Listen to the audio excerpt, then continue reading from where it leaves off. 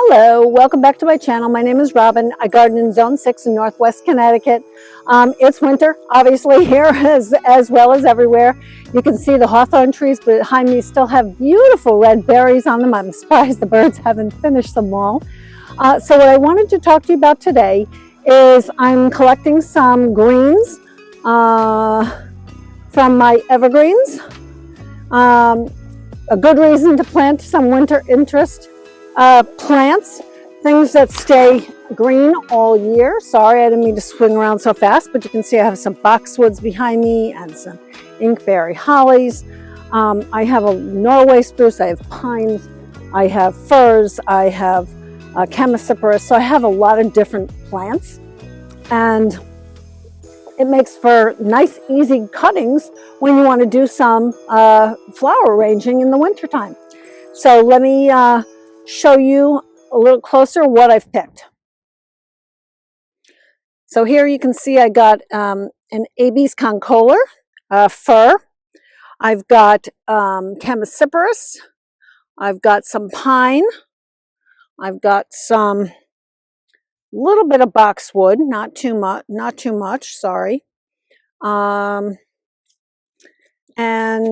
I've got some blue spruce and some Norway spruce.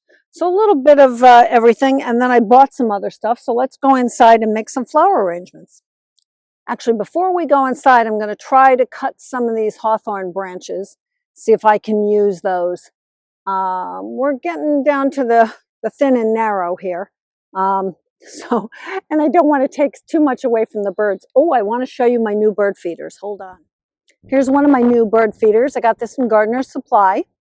I love it. And of course, you know, we have a squirrel baffle up on the top, and it's hanging from my arbor that normally that holds the wisteria, which you can see is gigantic. The other one I have, I absolutely love, hang on, I don't want to kill myself walking on this hard snow here, is this one. And I'll put the names of these on the screen. I also got this from Gardener's Supply. Absolutely love this one. Love this one. And we did put a squirrel baffle there so a squirrel can't climb up it.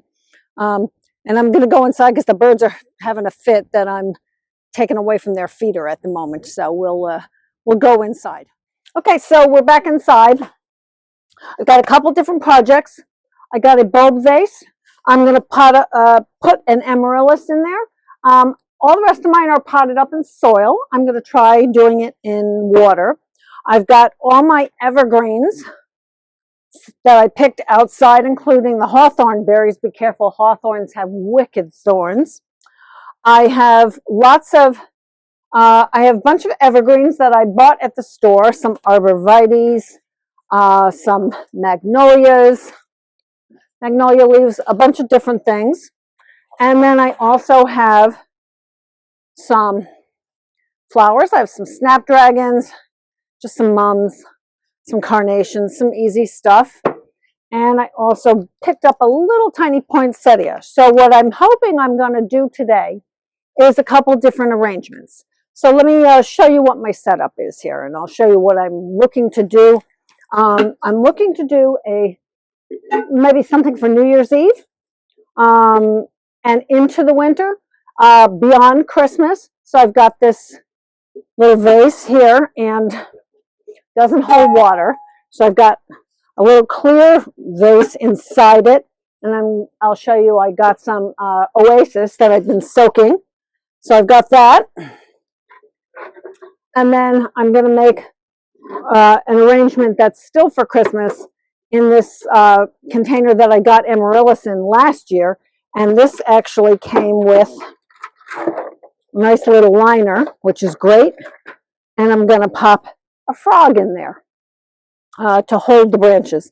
I've worked with that before. I don't think I need like chicken wire or anything like that. I think the frog will do it. So let's start with the amaryllis bulb. Let's do one thing at a time. So let me show you my setup here. So I have my seed starting shelves here with the lights. Got these from Gardener's Supply, so I'm all set up with my heat mats and whatever. I haven't started any seeds yet. I've got some houseplants from Proven Winners, Ficus benjamina, one here, one over there. So I've got, I'm all set up for that. I've got my greens that I bought, and I've got my greens that I cut from my yard, my flowers. So I think we're pretty much ready to go. So let's start with the amaryllis. I just got this bulb vase from Amaryllis Bulb Vase. This is a really beautiful bulb vase. So this is so simple. So you're going to put water in the bottom. You don't want ever to get the amaryllis, you don't want the top water to get into the top of your amaryllis. So you're going to literally just place this here so the roots get down into the water, and that's all there is to it. So we'll see how this grows versus my other ones that are all potted up with soil, and I'll try and show you how those are doing. One of them did just bloom, but the blooms are already gone. So I'll show you where the state is of the other ones. So let's get to making some other flower arrangements. Okay, let's do this one first. So let's do our winter one first. So like I said, I have this vase inside there. I've been soaking a piece of Oasis that weighs a ton now, and I'm going to cut it so it fits in this vase. Welcome back to my channel. Clearly you can see this is a new day. So I had some major technical problems yesterday. Thought I was shooting video while I was making these two beautiful arrangements. Some of it I did and some of it I didn't. So let that be a lesson to you. Even if you're taking video of your kids, make sure you're actually recording. So I wanted to go back, and especially for this arrangement, because I kind of went from putting the Oasis in the glass to poof, it was done. I want to go back and explain what I did. This I can't take apart. So let me come around the other side and explain a little bit better how I came about this arrangement. Okay, so first, let me explain where I started. I started obviously with the branches. First of all, I have the Oasis in here. It was completely soaked in water, so it was nice and wet. I went to cut it down, and then I must have thought I turned the video back on, and I didn't. So I started with the bigger structure pieces, the big magnolias, the cypress, some white pines to drape over the edge, same with the arborvitaes. So I basically started with my evergreen structure, the red huck branches, which I love. From there, I added the snapdragons, which I got from a florist, placed those in, and then I went around and I added in more greens to fill in some areas. Next up, I had bought some little carnations, again, just from the food store that I was at. And I popped those around. I did not even cut them apart. This arrangement, I'd like this arrangement to last beyond New Year's Eve. So first of all, as the snapdragons, go, I mean, they should last. I think they'll last till New Year's Eve at this point, and that's one of the reasons I got carnations, is because the carnations should last. Same with the greens. The thing is with the, once the snapdragons do fade, as long as I keep, some water in this should be fine for a couple weeks at least. I can always pull that out and maybe pop something else in. Go to the food store, see what's available. So that's how this arrangement came together. I absolutely love it. I love the little pink and red carnations. I wanted this to be a little more pink, not a little, not red. The other one I did is red, and you'll we'll look at that. So again, and then when I got all done, I just added, you know, 1 or 2 more magnolia leaves in there and just filled it out completely. Now, as I mentioned, this vase is mercury glass. And mercury glass, you can't put water in. And I have a lot of mercury glass. So I did put a glass vase inside the container. Let's get back out there. Down there. And so I think this should last. It's going to be a little challenging, I think, to keep it watered. But basically, I'm watering the oasis. So I should be okay with not getting water into the mercury glass itself. So this was the first arrangement that I did. Again, I so apologize. I literally went through every single step. So let's go take another look at the other arrangement that I did, which I do have better video on, but I want to talk through a little bit more of that.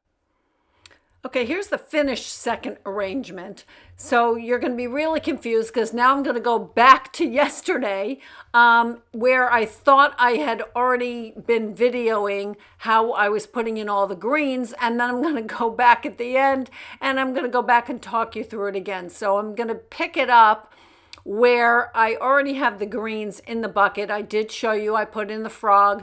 So try not to be confused. Follow along. All right, so before I put in any more, I'm going to start working with my flowers. So like I said, I just got some simple mums. Be really careful. They're kind of,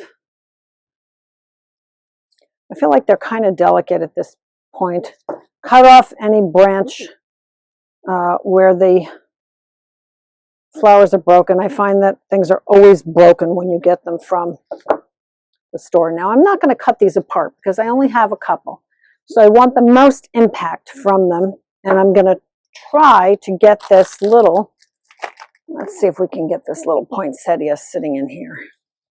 Just going to try and sit this right in. There we go. I'm not even going to cut it. I'm going to get these. Let's see. Like I said, they're just always, I don't know, there's always flowers that break off.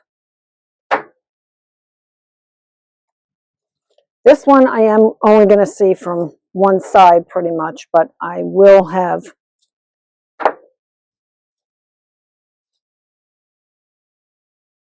okay. But I will get something on the back side here. Just so, you know, when you're walking around it, you do see something, and I'll show you that in a minute. Again, I just have this bucket filled with water.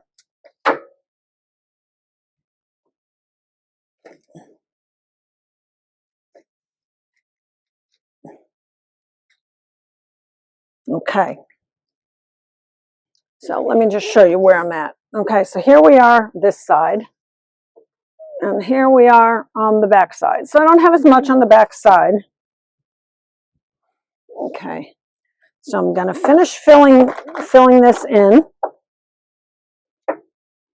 with some other, I'm going to do a few more of these red hook branches because I love this. I love this.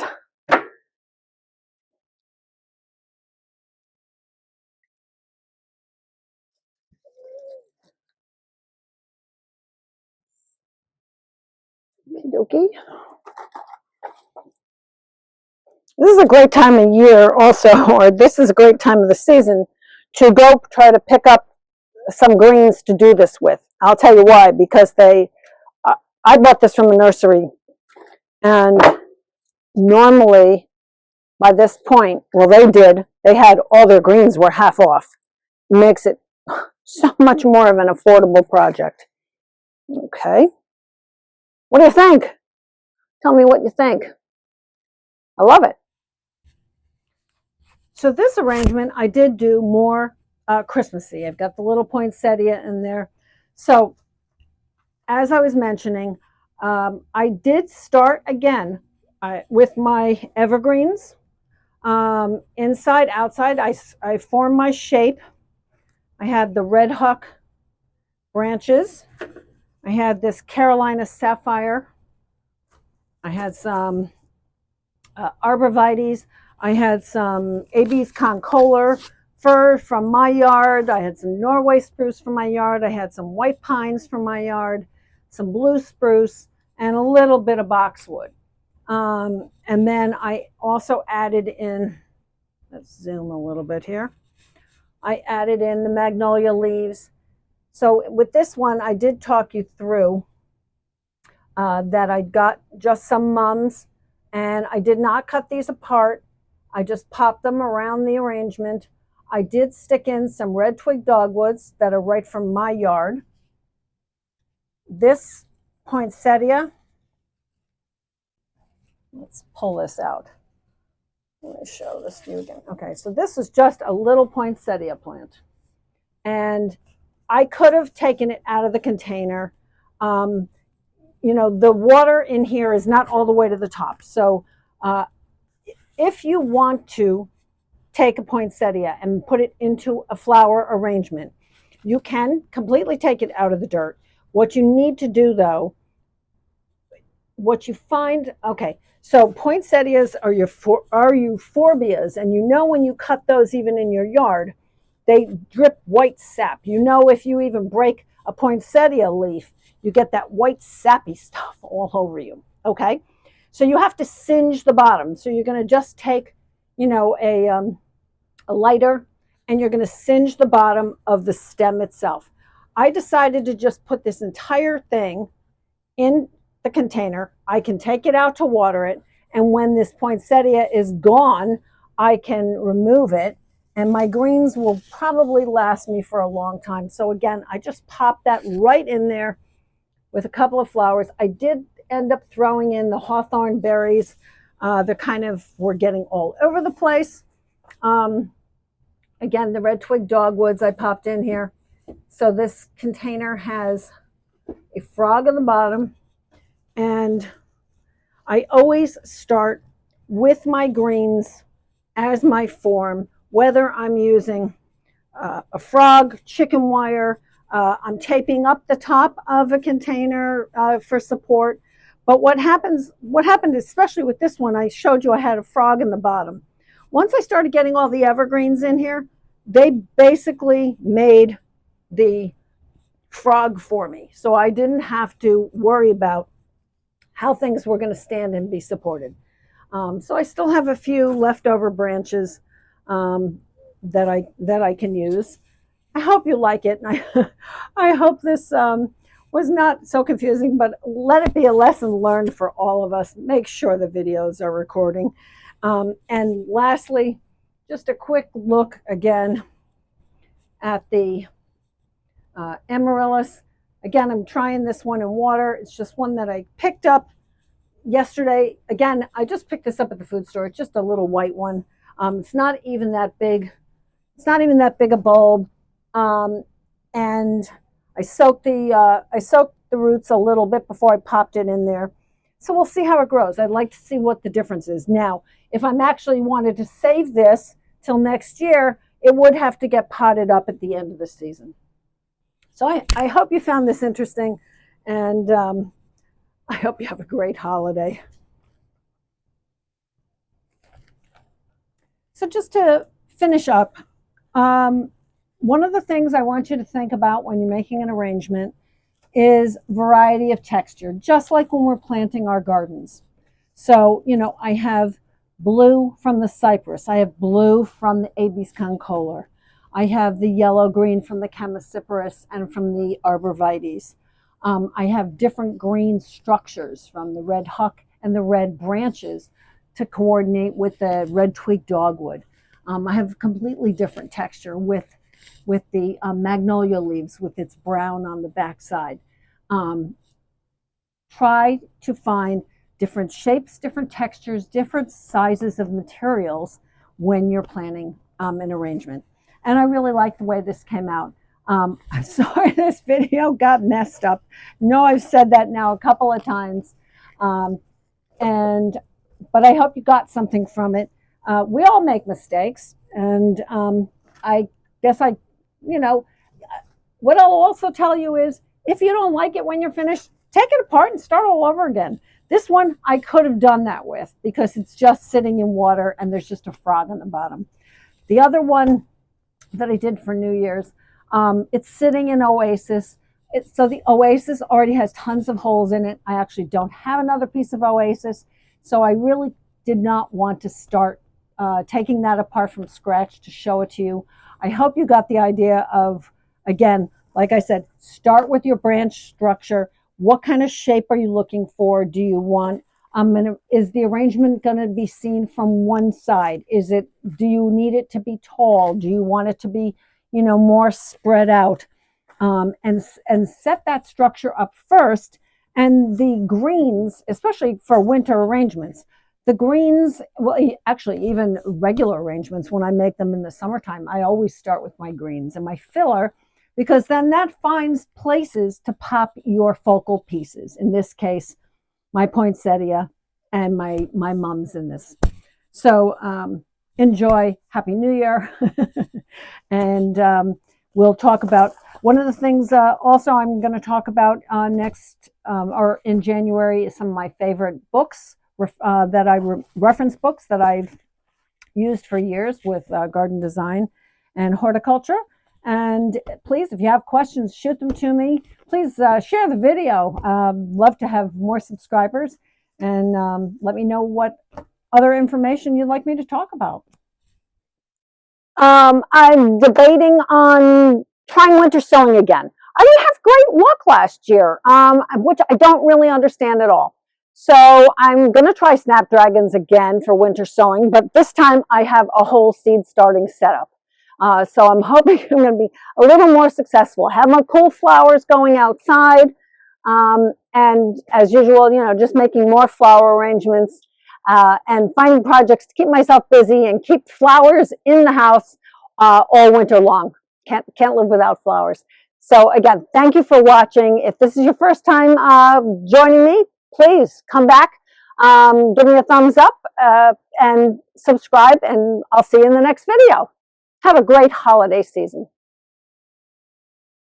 Here's a quick view of Amaryllis. This is Magical Touch. You can see I have my dining room table starting to get set up for both Hanukkah and Christmas and New Year's at the same time. I've been making those, Christmas crackers. Just been making them out of toilet paper rolls, filling them with candy. So here's some more Amaryllis.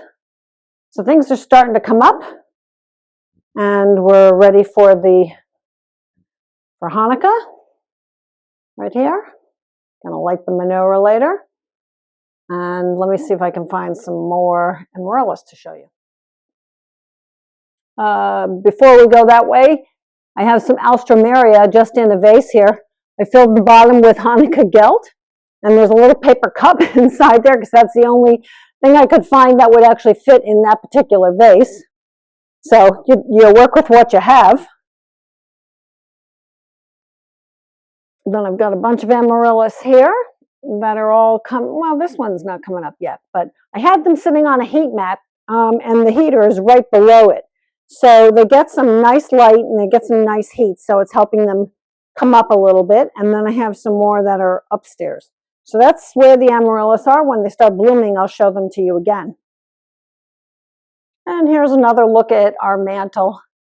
We've got the little lit tree. We've got some little houses. Got really beautiful garland that I've had for a really long time that I showed you in the video where I did it. Our tree is all decorated. Lots of glass ornaments, so they really reflect really nicely. We've got our little sleighs filled with the faux packages. We've got presents under the tree, and we have a little snowman pillow. And then there we have, going up the banister, we've got our garland with the eucalyptus with the lights on it. So that's where we're at right now. Happy holidays.